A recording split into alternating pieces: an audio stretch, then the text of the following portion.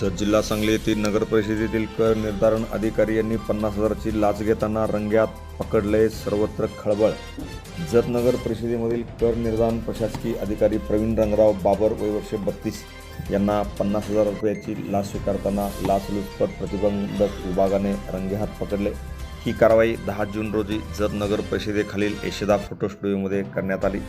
ACBने दिलेल्या माहितीनुसार तक्रारदार यांचा फोटोग्राफी व्यवसाय असून सन 2025मधील जत नगर परिषद सार्वजनिक निवडणुकीच्या प्रक्रियेसाठी फोटो व व्हिडिओ शूटिंगची कामे त्यांनी केली होती. या कामाचे बिल मंजूर करून रक्कम अदा करण्यासाठी कर निर्धारण प्रशासकीय अधिकारी प्रवीण बाबर यांनी तक्रारदाराकडे 75,000 रुपयाच्या लाचेची मागणी केली होती. तक्रारदाराने थेट लाचलुचपत अधिकाऱ्याकडे तक्रार केली होती.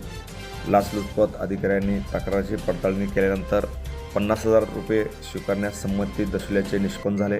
त्यानुसार लाचलुचपत प्रतिबंधक विभागाने सापळा रचला. कारवाई दरम्यान बाबर यांनी तक्रारदाराकडून 50,000 रुपये, 30,000 रुपये चलनी नोटा व 20,000 रुपये डमी नोटा स्वीकारताच त्यांना रंगेहात पकडण्यात आले. आरोपी प्रवीण बाबर हे जत नगर परिषदेत कर निर्धारण प्रशासकीय अधिकारी म्हणून कार्यरत आहेत. त्यांच्या विरोधात जत पोलीस ठाण्यात भ्रष्टाचार प्रतिबंधक अधिनियम खाली या ठिकाणी गुन्हा दाखल करण्यात आलेला आहे. ही कारवाई पोलीस निरीक्षक योगेश चव्हाण यांच्या नेतृत्वाखाली करण्यात आली.